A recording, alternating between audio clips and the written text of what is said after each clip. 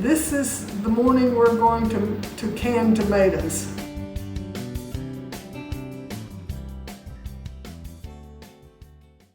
It was a day that I had to can tomatoes anyway because I had this many that were ripe enough to can. And I don't have many tomatoes. I didn't plant very many to begin with, but what I did make, they're hanging in there. So what was on the vine in the beginning, they're ripening now, but there's no blossoms. So there's not going to be very many more. So this morning we're going to can these few tomatoes to show you how. Now this is I don't know what you will call it, a thing that you put in the bottom of the pot. It's some kind of heat resistant material. You put it in the bottom of the pot and then you put your jars on that, and that keeps them off the bottom of the pot, where if they sit right on the bottom of the pot, the heat can break the jars. I was watching a cooking show the other day on my phone, and they called the burner an eye. I had remembered that being called that a long time ago, but I'd forgotten about it. I hadn't heard that term in a long time. Now we're going to take the tomatoes out of this pot. They will put in there just for carrying.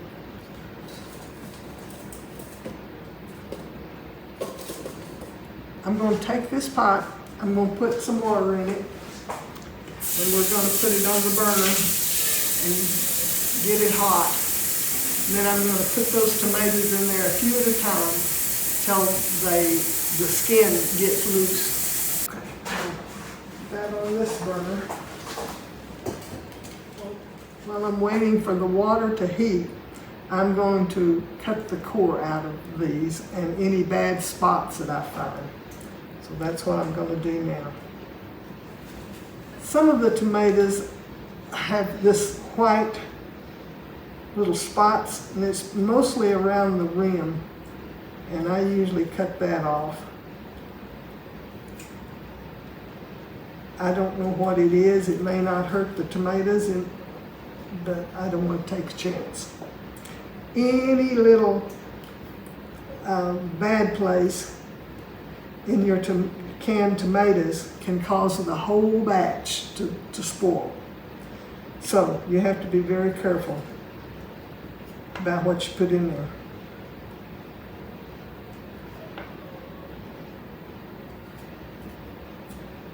Well, that one just keeps going down.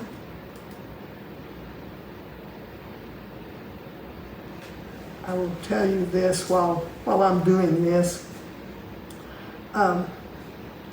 Back there when I first started canning tomatoes, one year I had a lot of tomatoes, and they were all coming in, or a lot of them were coming in ripe at the same time. But the problem was, I was about 8 months pregnant and not feeling too well, and I got a kidney stone and ended up in the hospital. Well, they run all kind of tests, and they finally decided it was a kidney stone, and they sent me home. Well, those tomatoes sit there staring at me. You need to can them, you need to can them. Oh, I don't feel like canning them. But I got started. I sat in a chair at the kitchen table and peeled them, and was feeling sorry for myself. I was just about in tears, and there was a car drove up in the driveway. I got up and looked out, and it was my mother and my sister and brother-in-law. I was never so happy to see anybody in my life. I knew I had some help with those tomatoes, and I did. I will never forget that.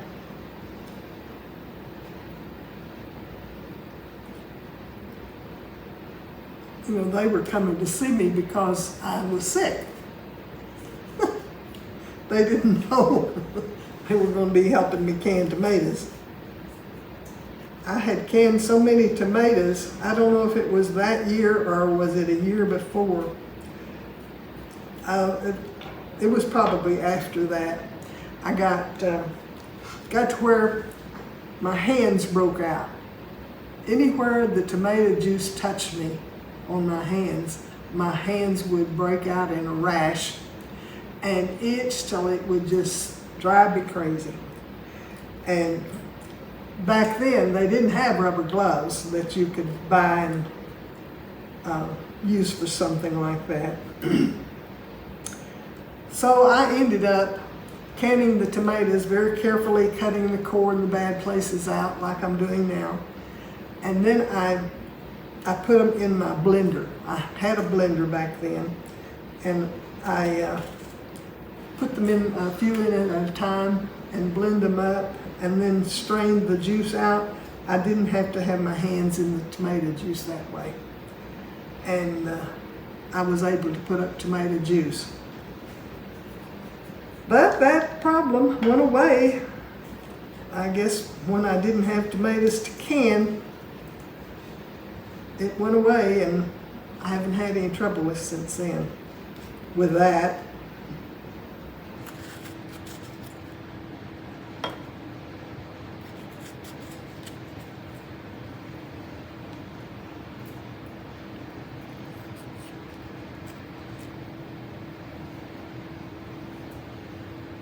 I had two kinds of tomatoes that I planted. No, take it back, three. I planted, I can't think the name of them. Porter. I planted porter in my raised bed by my house. I planted an heirloom plant that was supposed to be a mammoth size. And I wanted some big tomatoes, so I planted 7 plants of those, and then I planted 3 of Roma. Romas are very good for making juice because they're real meaty. But the big mammoth tomatoes, they've got some big beautiful tomatoes on them, but they're, I would say, 75% of them have gotten a rot on them, like this. And I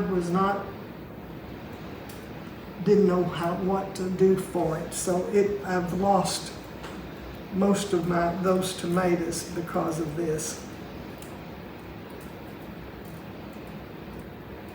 That doesn't smell good, so I'm going to throw the whole tomato away.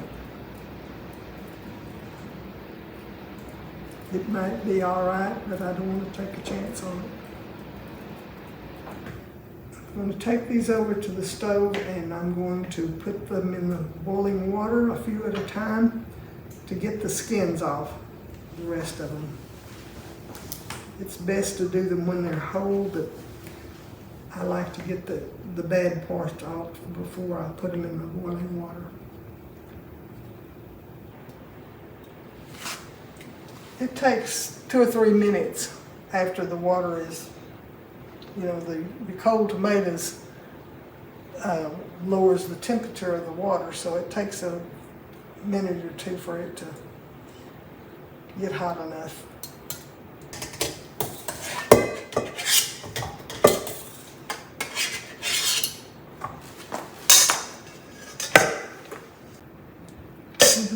See how the skins just slip right on?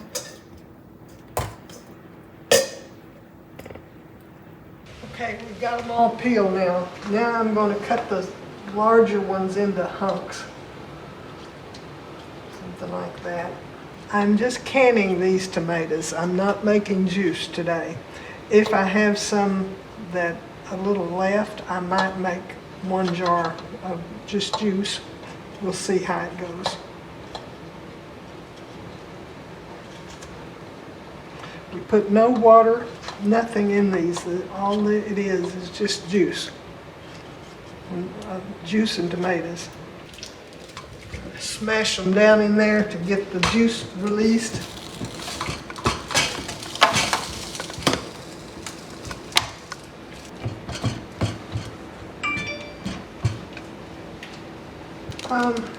Probably around 10 minutes you cook it after it starts to boil. You'll know when it's ready.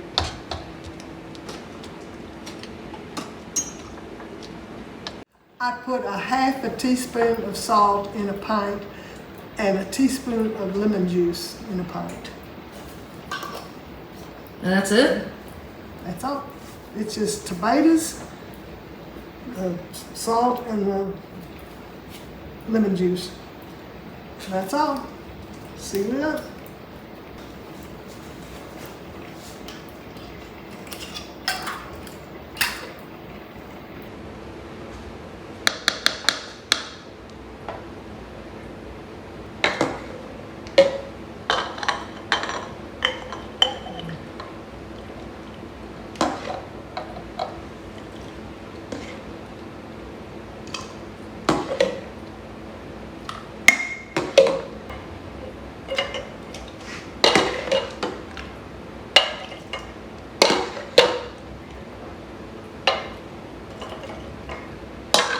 Now, if I wanted tomato juice, what I would do, I have a bullet, and it's a big one, and I would take that bullet and put these in it. I have to wait till it cools down a little bit because it's too hot for the bullet, but after they cool down a little bit, I blend them, and then with this, I pour that blended juice through this, and what won't go, I take this spatula and I do this till I've got it all the juice I can get out of it. That is a half a teaspoon in it.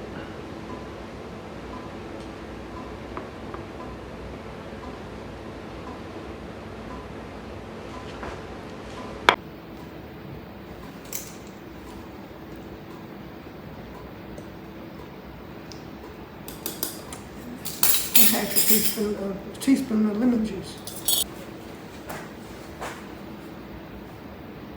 Rub the rims off good. Any little seed or bit of juice will keep it from sealing, so you don't want nothing on it.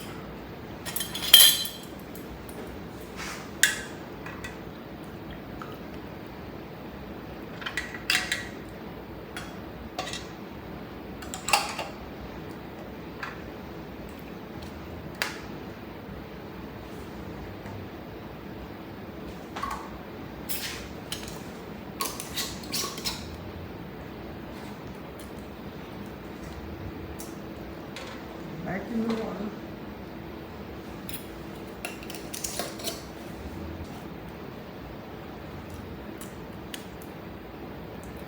Put these back on the burner. Heating it and getting them hot again, real hot, it kills any germs that might have gotten into the jar. They don't have to boil. I just have to bring them to boil, to a boil. And then I turn the burner off and let them set for 30 minutes. Okay, they have been in the hot water now long enough for any bacteria to be killed. But 3 pints is better than nothing.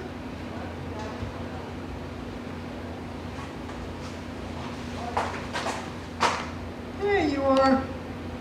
You see that? Aren't they beautiful? Now, I'm going to cover them up because this air conditioning can cause those jars to break because it's cold in here. And to keep the cold air off of them until they've cooled, I cover them up and leave them like that. Then when they're cool, I put a label on them or at least a date. always put a date on all of my canned goods so I'll know how old it is. That'll be all for today. Thank you very much for watching. Bye.